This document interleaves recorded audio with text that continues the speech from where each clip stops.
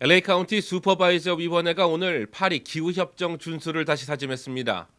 슈퍼바이저 위원회는 사람에 의한 기후변화로 폭풍우가 더 강해지고 가뭄이 길어지며 산불과 질병, 해수면까지 증가하고 있다고 밝히고 다수의 카운티와 주정부, 시정부 등이 파리 기후협정 준수에 동참하고 있다고 못박았습니다. 여기에는 2,300여 명의 주정부와 시정부, 카운티 등 관계 인사들이 참여해 We Are Still In이라는 연합을 구성하고 있습니다. 이 연합에는 캘리포니아와 커넥티컷, 하와이, 미네소타, 뉴욕 등이 포함됩니다.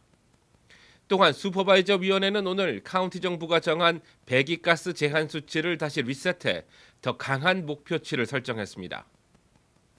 문재인 대통령의 대북 특사단이 오늘 평양으로 출발했습니다. 정의용 청와대 국가안보실장과 서훈 국정원장 등 5명으로 구성된 특사단은 문 대통령의 친서를 전달할 예정으로 이와 함께 9월 중으로 알려진 남북 정상회담의 자세한 일정과 의제, 판문점 선언 이행과 남북관계 진전, 완전 비핵화와 한반도 영구적 평화 등을 논의할 것으로 알려졌습니다.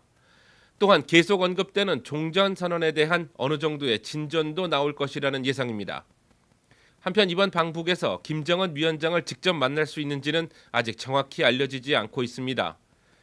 또한 문재인 대통령은 이에 앞서 트럼프 대통령과 50분 동안 전화통화를 했으며 트럼프 대통령은 이를 통해 이번 방북 결과를 알려달라면서 좋은 성과를 바란다고 말한 것으로 알려졌습니다.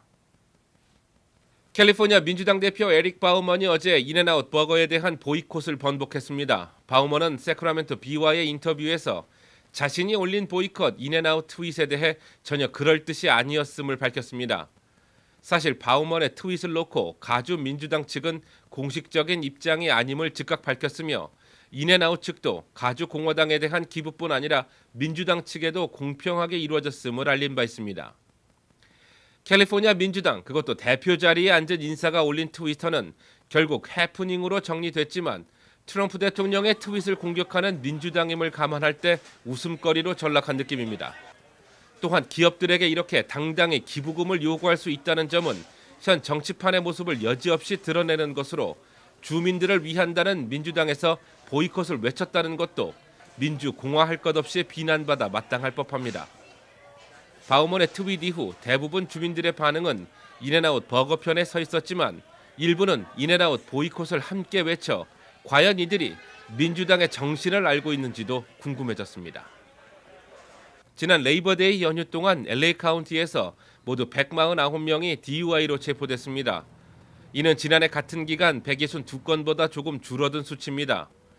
캘리포니아 전체에서는 모두 969명이 DUI로 체포됐으며 19명이 교통사고로 목숨을 잃었습니다. 이 가운데 5명은 LA 카운티에서 발생한 교통사고로 숨졌습니다.